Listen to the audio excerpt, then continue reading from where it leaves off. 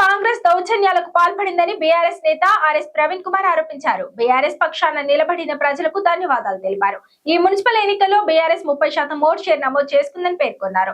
హైదరాబాద్ లోని తెలంగాణ భవన్ లో ఆర్ఎస్ ప్రవీణ్ కుమార్ మీడియాతో మాట్లాడుతూ ప్రభుత్వంపై వ్యతిరేకత మొదలైందనడానికి ఉదాహరణ చెప్పారు. సీఎం రేవంత్ రెడ్డి కీలక శాఖలను తన దగ్గర పెట్టుకున్నారని ఆర్ఎస్ ప్రవీణ్ తెలిపారు. ప్రజాస్వామ్యాన్ని రేవంత్ రెడ్డి అపహాస్యం చేస్తున్నారని మండిపడ్డారు.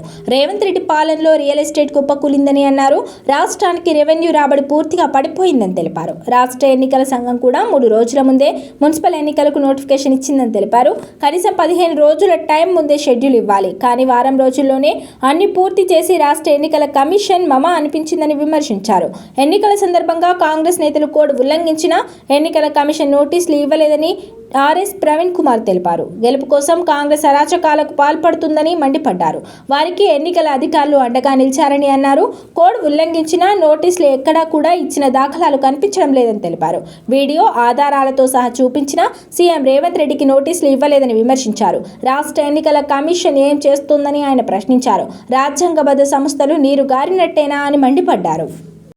ఈరోజు నిజంగా రాష్ట్రంలో రేవంత్ రెడ్డి గారు ముఖ్యమంత్రిగా ఉన్న ఈ కాలంలో అసలు ఈ మున్సిపల్ ఎలక్షన్ల పరిస్థితి అయితే ఎంత విచిత్రంగా ఒక జోక్గా మారిందనేది ఈ రోజు తెలంగాణ ప్రజలందరూ కూడా ముక్కు మీద వేలేసుకుంటున్నారు.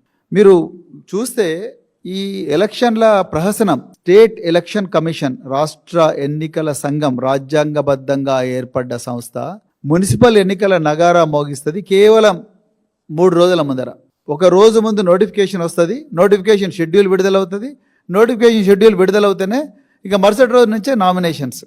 అంటే వారం రోజుల లోపల కనీసం అంటే 15-20 రోజులు సమయం ఇచ్చి ఒక ప్రెస్ కాన్ఫరెన్స్ పెట్టి ప్రెస్ కాన్ఫరెన్స్లో షెడ్యూల్ ప్రకటించి ఆ షెడ్యూల్లో డేట్ ఆఫ్ నోటిఫికేషన్ ఈరోజు, డేట్ ఆఫ్ నామినేషన్స్ ఈరోజు, అదేవిధంగా నామినేషన్స్ క్లోజర్ ఈరోజు, తర్వాత డేట్ ఆఫ్ విత్డ్రాయల్ ఈరోజు, స్క్రూటినీ, ఇవన్నీ కూడా చెప్పి డేట్ ఆఫ్ పోలింగ్ అని కనీసం ఒక 15 రోజుల షెడ్యూల్ ఇవ్వాల్సిన ఎలక్షన్ కమిషన్ ఈరోజు కేవలం వారం రోజుల్లోనే మమ అంటూ ఈ తతంగాన్ని ముగించే ప్రయత్నం మొదటి నుంచి చేసిండ్రు. ఆనాడు పంచాయతీ ఎలక్షన్లు కూడా అదే విధంగా చేసిండ్రు, ఈనాడు మున్సిపల్ ఎలక్షన్లు కూడా అదే విధంగా చేసిండ్రు అనేది చాలా స్పష్టంగా కనిపిస్తూ ఉన్నది.